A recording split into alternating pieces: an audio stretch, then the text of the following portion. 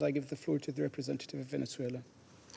Mr. President, we thank you for convening this open debate with a view to the unprecedented escalation of the crimes perpetrated by the Israeli regime. We endorse the statement delivered by Uganda on behalf of the Non-Aligned Movement.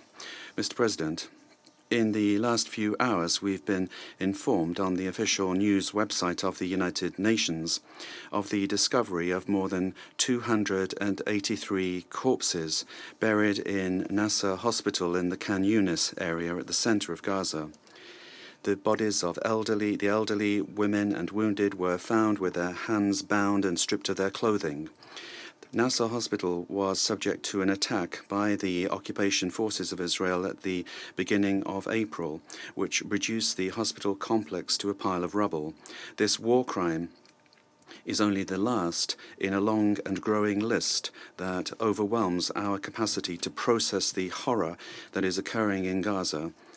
Israel does not want the world to be informed of the massacre in the Khan Yunis hospital, and it engages in a propaganda operation of denial. Whilst it increases its atrocities, the government of Israel is convinced that it can desensitize global public opinion by normalizing this horror. Over recent months, we have seen as with total impunity, Israel has unleashed a wave of death on Gaza. Israel has murdered more than 34,000 Palestinians, principally women and children. Every 10 minutes, a girl or boy is murdered or wounded, and the massacre continues. Over the last 6 months, Israel has murdered more than 100 humanitarian workers, including United Nations staff, as well as media workers. Israel is using weapons that are used by artificial intelligence to murder innocent civilians that are not party to the military conflict. The Palestinian population is being used as a gigantic field for criminal experimentation. Together with the wave of death, there is another wave of destruction. More than 70% of all homes have been razed to the ground, and 30 of the 36 hospitals existing have been bombed, including Khan Yunis, the site of the last massacre. To this, we must add the aerial attacks against vital infrastructure, refugee centers, ambulances, and storage centers for food and medicines. We are witness day after day as the violations continue. These are systematic and deliberate violations of the right to life, health, and food of an entire people. We are witnesses to a genocide.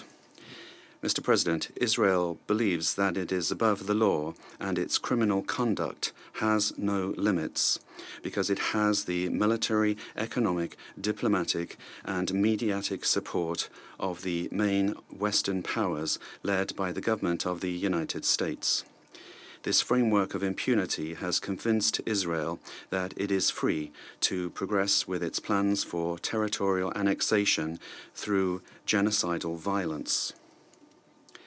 The impunity allows Israel to apply a strategy to cover up one crime by committing an even greater crime in an expansive wave of aggression against Lebanon, Syria, and Iran, escalating the conflict to a regional war which is ever more destructive, which makes it possible for it to consolidate its territorial annexation in Gaza and the West Bank. Israel today is the most dangerous regime in the region because its recent history has convinced it that expanding the war to its neighbors consolidates its territorial gains. The leaders of the Israeli regime do not hide their plans. They are proud of their crimes. They proclaim to the world their intention to double down on the massacres, as well as their contempt for international law. So we cannot hope to see any action on the part of Israel that will alleviate or correct the current situation. Only decisive action on the part of the international community, and in particular of this Security Council, can eliminate the incentives that allow Israel today to benefit from its genocidal conduct. Mr. President, with a view to the fact that the Israeli regime did not comply with the ceasefire approved by the Security Council resolution, as well as the provisional measures handed down by the International Court of Justice, and persists in preventing the entry of food and medicines into Gaza using hunger and disease as weapons of war against an entire people, the United Nations must respond by unequivocally creating a political platform that will make it possible to free the Palestinian people from the colonial oppression of Israel. This platform is none other than the recognition of the State of Palestine as a fully fledged member of the United Nations organization.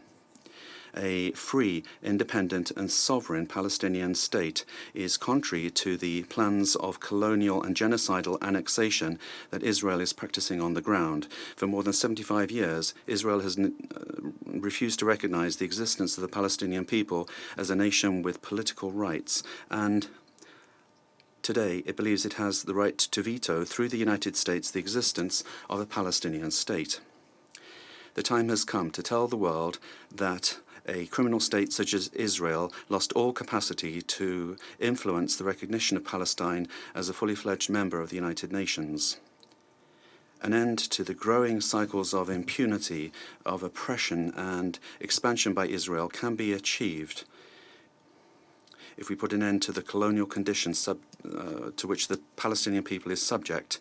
For all of these reasons, my country expresses its support to members of the Security Council that voted in favour of the draft resolution recommending to the General Assembly the immediate entry of Palestine as a full member of the United Nations. It's a further demonstration of the right of the Palestinian people to freedom, self-determination and independence. It's an act of decolonization called for by the majority of humanity to correct an injustice that should be recognized as shameful by all of us. Unfortunately, the historical vote of this Council, with the veto of the United States, prevented this recognition in the United Nations.